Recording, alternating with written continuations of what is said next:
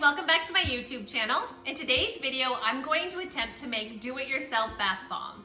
I've never made these before, so I honest to God have no idea what I'm doing, but I tracked down a really awesome YouTube tutorial from What's Up Moms.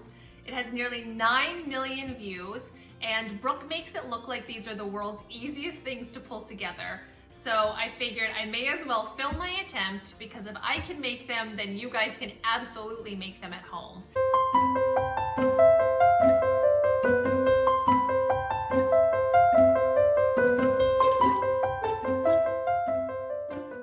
Hi guys! I've been getting a lot of requests for a DIY bath bomb, and I've actually never made one, so this week I got together with my friend Kingsley. You guys might know him from his hilarious YouTube videos, and we tried out a bunch of different recipes. So let's get started with the list of ingredients that Brooke says that we need to make these. I will definitely put links in the description below because I didn't have all of this stuff at my house. There were a few things that I had to order off Amazon. So you will need baking soda, citric acid, cornstarch, Epsom salt, castor oil, essential oil, soap or food coloring, a soap mold, and then as a little added treat to myself, I decided to throw in some sparkles. So I have Brooke's recipe in front of me, and she says that you're supposed to start with the dry ingredients first. We'll start with the half of a cup of baking soda.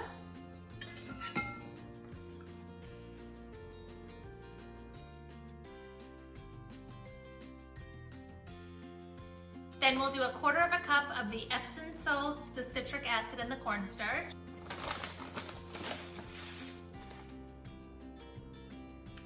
Then a quarter of a cup of the citric acid. This was something else that I had to get from Amazon.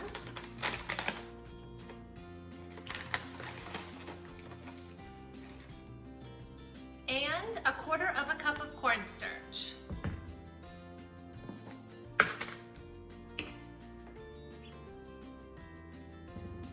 I'm gonna start mixing, and I will show you what this looks like.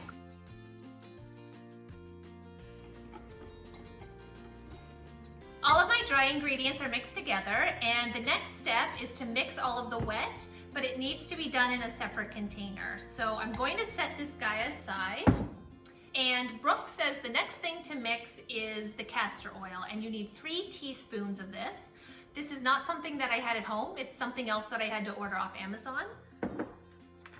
So we'll stick this in the glass. I love using castor oil in beauty products because of all its therapeutic properties. It's non-comedogenic, it's a natural anti-inflammatory, and it's super hydrating.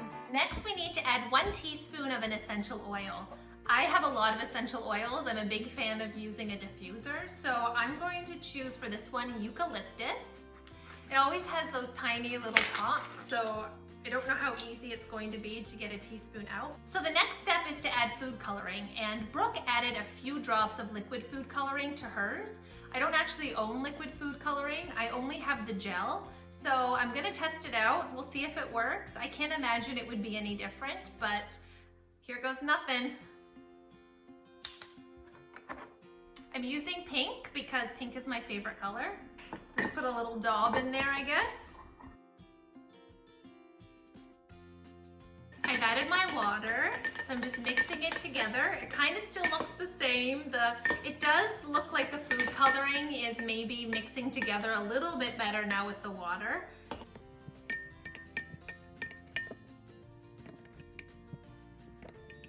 So the next step is to add the liquid in with the dry ingredients. But because I've decided I want to add sparkles, I feel like I should add the sparkles to the dry ingredients before I throw in the wet.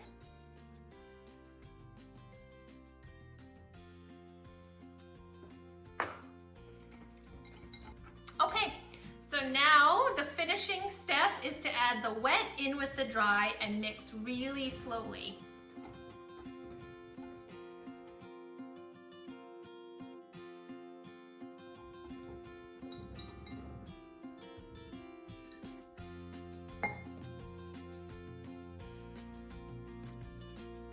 So I'm all done mixing and I'm pretty happy with the result. This is what it looks like.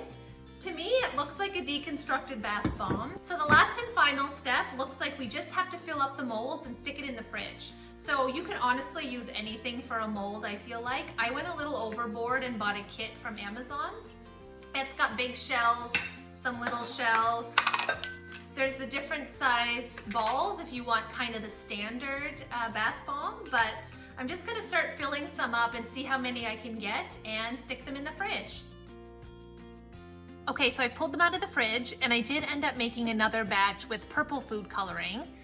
And I'm not quite sure what happened to the pink, but I don't know if you can see it here. It's puffy. So it's sort of like it might have activated, like maybe I added the liquid in a little too quickly, like it told me not to do. Because when I redid it, and I was paying a little bit more attention because I wasn't filming, it doesn't, you can see from the side how the purple is flat, but the pink is all puffed up. These guys, though, feel perfect. They're nice and hard, they're firm, and they have more of a granular texture like I expect from a bath bomb. So let's try and pop these out onto a plate and see how it goes. Okay, I'm gonna start with the purple first, just because I think that one turned out. So she says, give it a little tap. Wow, okay. That looks pretty good. The pink I'm a little bit concerned about, but let's pop it out and see what happens. If it'll even pop out. Oh dear, okay. Yeah, oh no. Okay, so it appears as though I did botch the first round. I wonder if I could just throw it in the bathtub like this. All right, fingers crossed.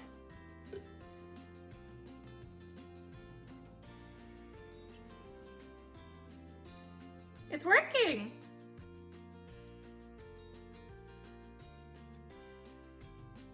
Okay, so I would say the purple was absolutely a success. And next we're gonna try the pink, which I am not as confident about. Here we go. Oh. So it is working.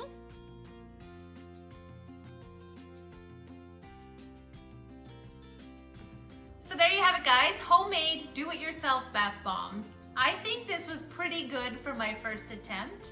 I definitely did a little bit better when I created the purple ones, and I was paying a bit more attention since I wasn't making the video. But even the pink ones that don't have form are functional, so not all is lost. I'm still gonna use them in the bath. Thank you so much for watching this video. If you enjoyed it, don't forget to like and subscribe and click the bell so that you get notifications of when I post something new. Have a great day, everyone.